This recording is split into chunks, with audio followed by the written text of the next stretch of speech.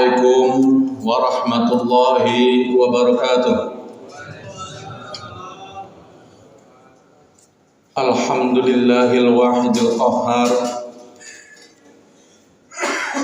Wassalatu wassalamu ala sayyidina Muhammad wa ala alihi wa sahbihi ajmain, amma ba'd. Yang kami muliakan para sesepuh, tokoh agama, tokoh masyarakat di lingkungan Masjid Al-Fatah, imam masjid, para pengurus masjid, adik-adik remaja masjid, hadirin hadirat jamaah sholat isya dan tarawih malam hari ini, yang insya Allah kita semua berharap mudah-mudahan diberi kekuatan iman dan kesehatan sehingga bisa menuntaskan ibadah di dalam bulan suci Ramadan ini dengan penuh keberhasilan, mendapatkan maghfirah, mendapatkan berkah, amin ya rabbal alamin.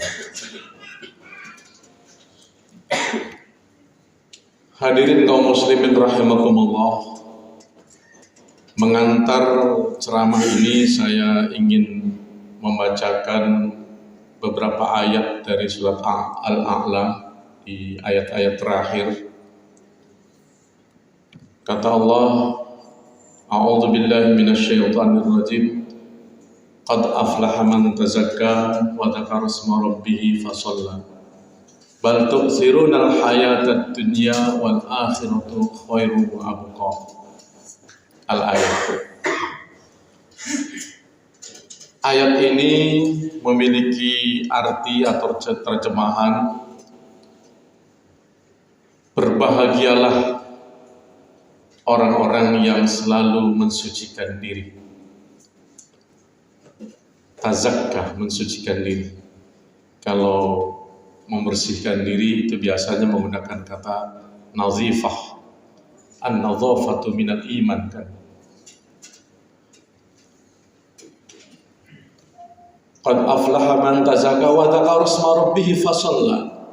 Dan orang-orang yang selalu ingat, zikir, menyebut asma Allah, menyebut asma Tuhannya, fasalla, dan terus menegakkan, mendirikan sholat.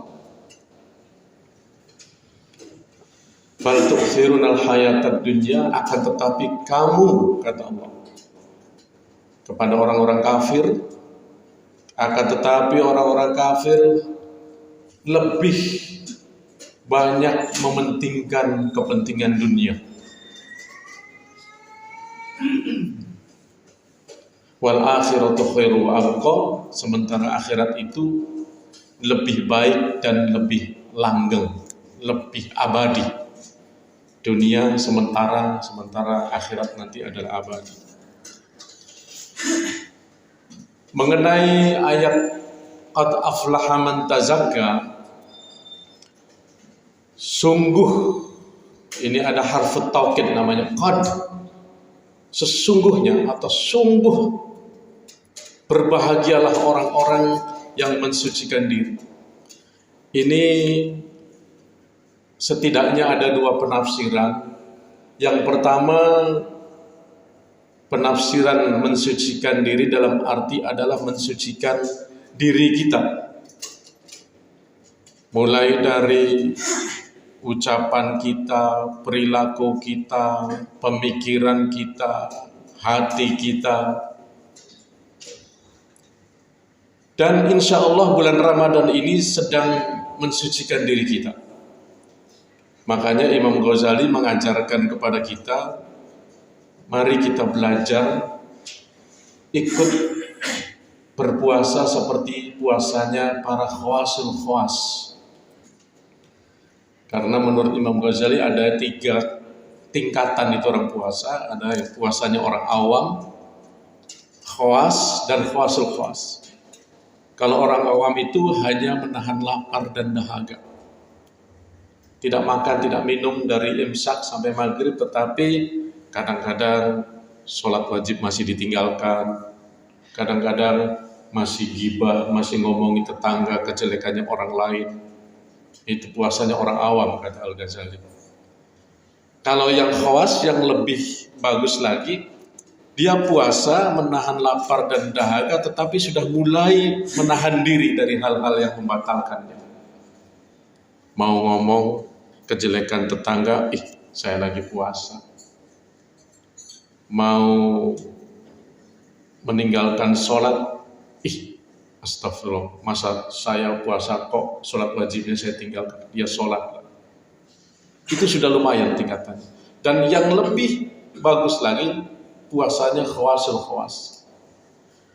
Dia di samping menahan lapar dan dahaga, kemudian juga mencegah dari hal-hal yang membatalkannya, juga dia puasa hatinya, otaknya, dia sucikan, dia benar-benar bersih semuanya.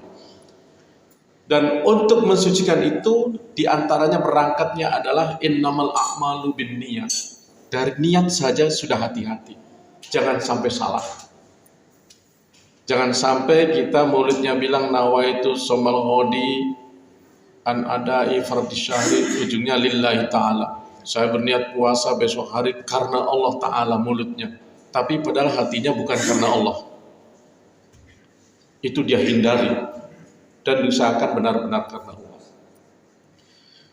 Dan sampai-sampai kalau ada hati punya prasangka-prasangka buruk, dia hindari, dia anggap dirinya batal itu. Kalau lagi puasa terus ada prasangka buruk. Ada juga pikiran-pikiran kotor, pikiran-pikiran jahat sedikit saja. Orang khawasul khawas itu benar-benar dia hindari. Karena dia ingin mensucikan dirinya benar-benar lahir batin. Mulai perilakunya, mulai otaknya, sampai kepada hatinya dia bersihkan. Dan dalam bulan Ramadan juga Rasulullah SAW mengajarkan kepada kita, memberi contoh kepada kita. Beliau sering-sering banyak baca istighfar, padahal beliau ini orang yang dimaksum, orang yang dijamin masuk surga, tapi masih tetap membaca istighfar, minta ampun kepada Allah, masih merasa punya dosa. Bersihkan, istighfar, minta ampun kepada Allah. Kalau dosanya dengan sesama manusia, bersilaturahim, minta maaf. Kalau ada kesalahan-kesalahan di masa lalu, minta dimaafkan. Makanya dianjurkan begitu memasuki bulan puasa, biasanya kita saling memaafkan satu sama lain. Itu dalam rangka membersihkan kita. Dan berbagai amalan lainnya menggantikan perbuatan-perbuatan yang tidak baik. Yang dulunya masih banyak berbuat dosa, Allah mengajarkan wasari'u ila magfiratin min rabbikum, segera bertobat, dan kesempatan emas di dalam bulan puasa. Karena Allah memberikan magfirah, ampunan kepada kita semua. Dan para malaikat ribuan itu dalam kesehariannya dalam tiap bulan Ramadan membacakan istighfar untuk manusia, untuk orang-orang yang beriman yang sedang beribadah, baik ibadah puasa maupun ibadah lain. Nah, itulah makna yang pertama daripada tazakkah. Makna yang kedua, kalau Bapak Ibu membuka-buka kitab fikih hukum Islam, itu kadang-kadang sebagian penulis kitab fikih juga mencuplik ayat ini dalam rangka membahas masalah zakat. Zakat itu kan dari kata tazakka, sama, ya, mensucikan diri. Nah, cuma kalau zakat ini memang dalam artian mensucikan diri melalui harta benda yang kita miliki. Khudh min amwalihim shadaqatan tutahhiruhum wa tuzakkihim biha. Ya Muhammad, kata Allah, ambillah dari harta mereka. Katakanlah hartanya siapa? Kelompok menengah ke atas mungkin kalau sekarang penafsirannya. Sodakotan untuk dibayarkan sodakoh. Sebagian ahli tafsir pada umumnya mengartikan zakat, zakatul mal, secara khusus zakat harta. Tutahhiruhum, untuk membersihkan mereka, wa tuzakkihim biha, untuk membersihkan harta mereka dan mensucikan diri mereka. Nah, di sini membahas zakat, katakanlah secara umum memang ada dua lah. Yang pertama zakatul fitrah. Insya Allah mungkin sudah ada yang membayar, sudah ada yang memberikan pada amil. Masjid-masjid juga sudah mulai dibuka karena kita sudah menjelang akhir Ramadan. Zakat fitrah itu setiap jiwa harus dikeluarkan zakatnya, walaupun baru lahir beberapa detik. Dan yang mengeluarkan zakatnya adalah penanggung jawabnya, orang tuanya atau walinya. Dengan besaran 2,5 kilogram beras per jiwa. Terserah harganya berapa sesuai dengan kesepakatan panitia biasanya. Kalau tidak salah kurang lebih 40.038 saat ini ya. Itu tergantung beras yang kita makan sehari-hari. Kalau beras yang kita makan sehari-hari harganya paling tinggi, ya pakai yang paling tinggi. Kalau paling rendah, paling rendah. Dan yang kedua adalah zakatul mal, zakat harta. Nah, ini khusus bagi kita-kita yang saya tadi sebutkan, mungkin sebutannya yang paling pas kelas menengah ke atas. Dalam artian, kalau mengikuti rujukan yang Rasulullah ajarkan tentang zakat ini, hitungannya adalah ketika kita memiliki sejumlah penghasilan, pendapatan, dalam setahun itu mencapai 1 nisab.